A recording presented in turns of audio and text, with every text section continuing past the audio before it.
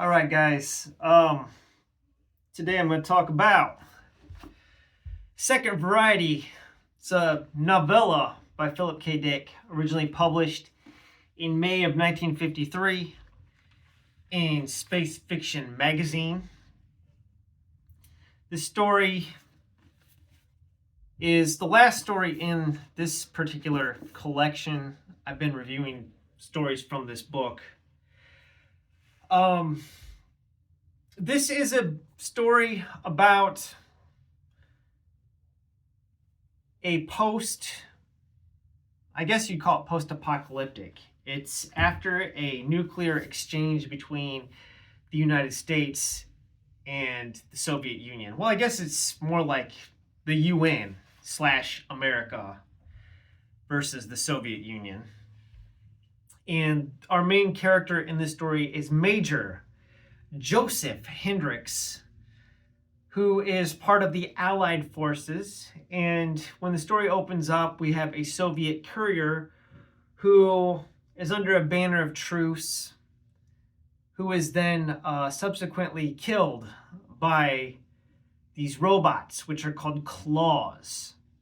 The claws are a weapon developed by the Allied forces, and they're self-replicating. They're built in factories that are underground. Most of the United States and NATO UN forces have gone to a moon base, so the few forces that remain on Earth, they're really, I don't know, it's kind of like trench warfare.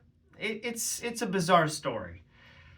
This Major Joseph Hendricks finds the letter that's carried by the Soviet courier that's asking for a truce or for terms of peace, and he travels to their bunker. Along the way, he encounters a young boy named David, who's carrying a teddy bear. The child is very strange, and once he gets close to the Soviet base, the Soviets open fire on the young boy David and kill him. It's then revealed that David is not actually a child at all, but he is a robot, an android, and that there's three types of androids. They know that the Soviet forces know this, that David is type 3. This story is very much in the same vein as Terminator. I don't know if this inspired Terminator in part, but it seems like, I don't know, it's just getting really Terminator-esque vibes from the story. So David is type 3. He's an infiltrator unit. These robots, their artificial intelligence is developed enough that they have evolved to basically make themselves look human in an effort to infiltrate the Soviet base.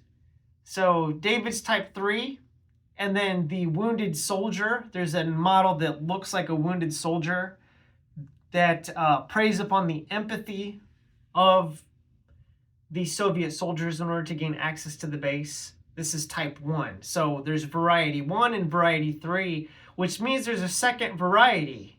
Hence the name of the story, Second Variety, but we don't know what the second variety looks like. So Major Joseph Hendricks comes into contact with the Soviets. There's 3 of them. One of them is named Klaus, one of them is named Rudy, and then there's a female who is named Tazo.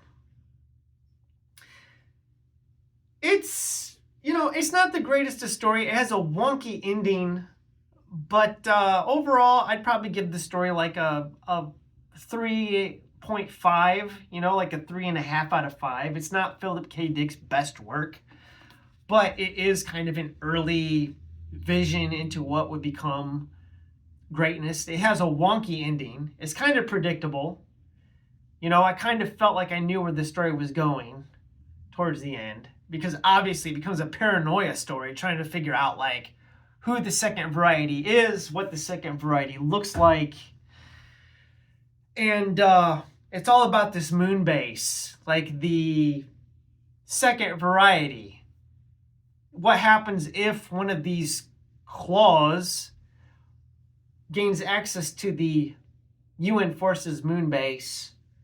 It'll wipe them out. So it's It's interesting. It's not a particularly long story. Like I said, it's a novella, and it's at the back of this collection. So out of this book right here, that's the short story, second variety. Not very long. I'll once again flash the ISBN of this. Here's what the front cover looks like. Okay, the Philip K. Dick Reader.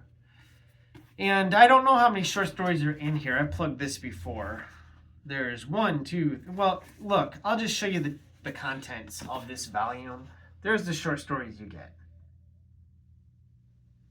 So, I've been reading a lot of Isaac Asimov. Well, not a lot, but Isaac Asimov lately, who has a very optimistic look of robots, and Philip K. Dick has a very pessimistic view of robots. And I do intend to review some more Philip K. Dick in the future. I have this collection right here, okay, 4 novels of the 1960s. Now, I read these when I was in college, which was, I think the last time I read this collection was back in 2007 and 8. So it's been a long time since I read it. So I'm due for like rereading. So I do plan on rereading these short stories.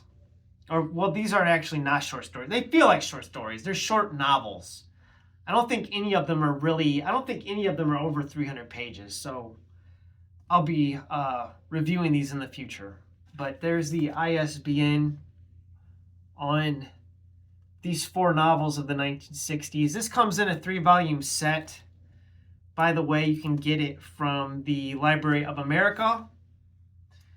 And these are really, I don't know what you'd call these. They were deemed worthy enough for the Library of America to preserve Philip K. Dick's works. So, yeah, I enjoy them.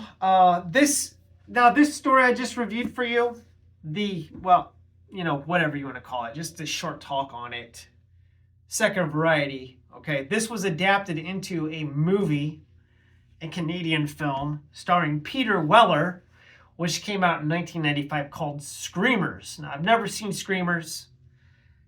If I watch Screamers, I will do a review for it, but I haven't seen it. It's not something I'm really going to go out of my way to seek out. But, yeah, just a short review. I really don't have much else to say. Second variety, it's, like I said, it's like a 3.5 out of 5. I enjoyed it. It was a little bit predictable, but it is interesting. But I do think that there's better works, that have come out of this, particularly James Cameron's Terminator. I think really kind of took this Philip K. Dick concept and did a much better job with the material. So that's really all I have to say. As always, thanks for watching. Have a wonderful day.